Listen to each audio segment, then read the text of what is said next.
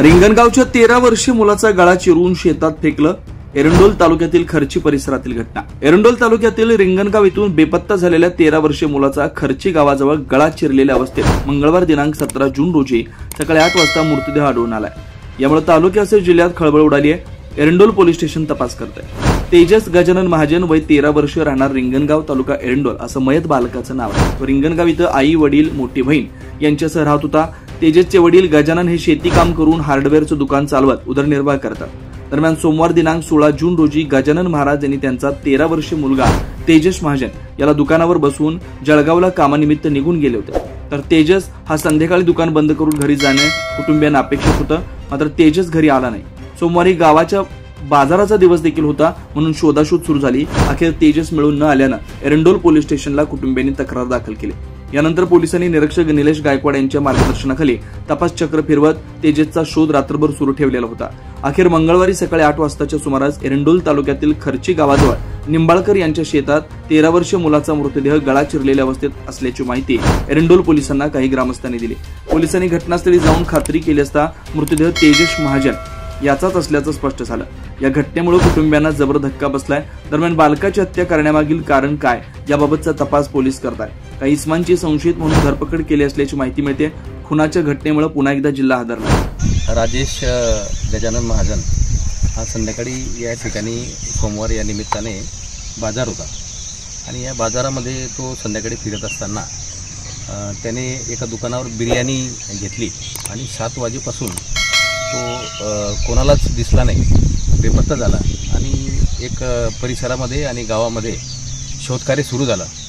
जवळपास पहाटे 3 वाजेपर्यंत 3:30-4 वाजेपर्यंत सर्वांनी शोधलं, परंतु तो कुठेही मिळून आला नाही आणि त्यामुळे सर्वीकडे वार्ता पसरली आणि शोधकार्य सुरू झालं. योगायोगाने हा जो परिसर आहे इथला हा एकदम मध्ये आहे आणि कोणालाही त्याची शंका गेली नाही. अवघे वय त्याचं 14 वर्ष आहे आणि या ठिकाणी अचानक एका व्यक्तीला तो तिथे असल्याचं आढळलं आणि पोलिसांना फोन केला. त्यानुसार रात्रीपासून म्हणजे सकाळपासून शोधकार्याच्या निमित्ताने कुठे कुठे घटना कशी घडली असेल तपास करतायत, पोलीस तपास करतायत. नेमकं तो कशा अवस्थेमध्ये मिळून आला, काय त्याच्या गळ्याला तिथे धारदार शस्त्राने काहीतरी वार केलेले आहेत, फक्त इथेच आहे आणि रक्तबंबाळ अवस्थेमध्ये त्याला कुठेतरी मारून या ठिकाणी फेकलेले झुडपामध्ये त्याला आणून सोडलं. साधारण त्याचं वय किती आहे, फॅमिली बॅकग्राऊंड काय त्याचं? अत्यंत गरीब असं एक कुटुंब आहे. वडिलांचा शेती आणि तिथे एक हार्डवेअरचं दुकानाचा त्यांचा व्यवसाय आहे. मुलगा 7वी पासून आता 8वीच्या वर्गाला तो गेला आहे आणि अत्यंत साधं कुटुंब आहे. अत्यंत चांगली माणसं आहे. कधी कोणाशी त्यांच्या आयुष्यामध्ये कोणालाच कधी ते वाईट कधी बोलले नाही अशी ते कुटुंब आहे. अत्यंत साधं कुटुंब आहे. त्यामुळे शंकेला कारण नाही असं वाटतं. काय कारण नेमकं समजते, काय अंदाज आहे बोलतो? अंदाज असं वाटतोय की वैमनस्य तर त्याच्या कुटुंबामध्ये कोणाचंच नाही, परंतु नरबडीसारख्या ज्या घटना घडतात अशा घटनाचा संशय येतो. पोलिसांनी काही कोणाला संशयित म्हणून ताब्यात संशयित म्हणून पोलिसांचा तपास सुरू आहे. 2-3 लोकांना त्यांनी ताब्यात घेतलं. दुकानावरती गेलो तेव्हा तो होता तिथे. त्याने एखाद्या दुकानदाराला त्याने सामान वगैरे दिला. त्यानंतर मी तिथून निघून गेलो, घरी गेलो.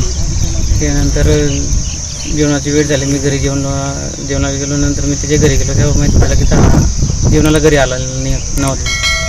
त्यानंतर आम्ही शोधाशोध केली. पहिले गल्ली शोधाशोध केली, गल्लीत सापडला नाही. नंतर मग गावाबाहेर आलो. गावाबाहेर आल्यानंतर कळालं की तो सापडत नाही. त्यानंतर 5-50 लोक जमा झाली. मग आम्ही आजूबाजूच्या गावाला पण तपास केला.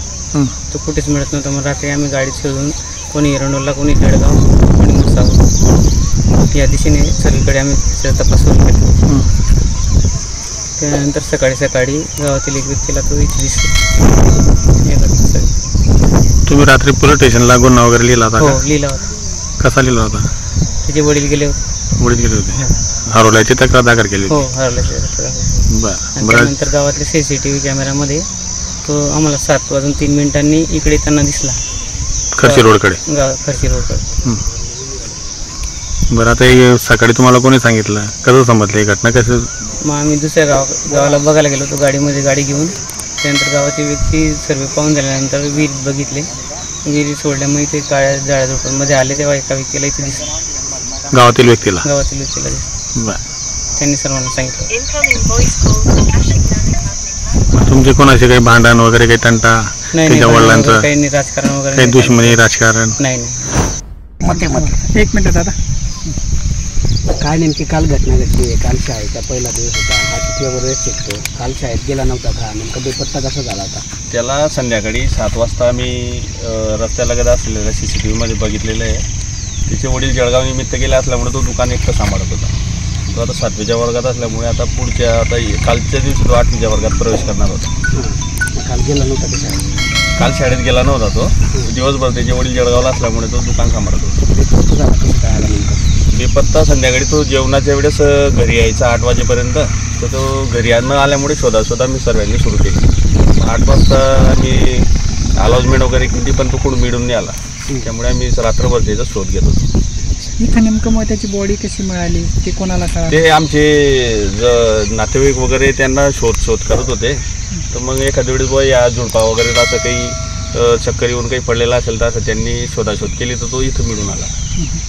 तरी त्यांच्या बाजूला त्यांचं खडा असल्यामुळे खड्यालगत काही दुर्घटना झाली असेल त्या हिशोबाने आम्ही शोध करत इथपर्यंत पोहोचलो. किती वाजता बॉडी? सकाळी 6 वाजता त्याला बघितलं आम्ही. लोकनायक न्यूज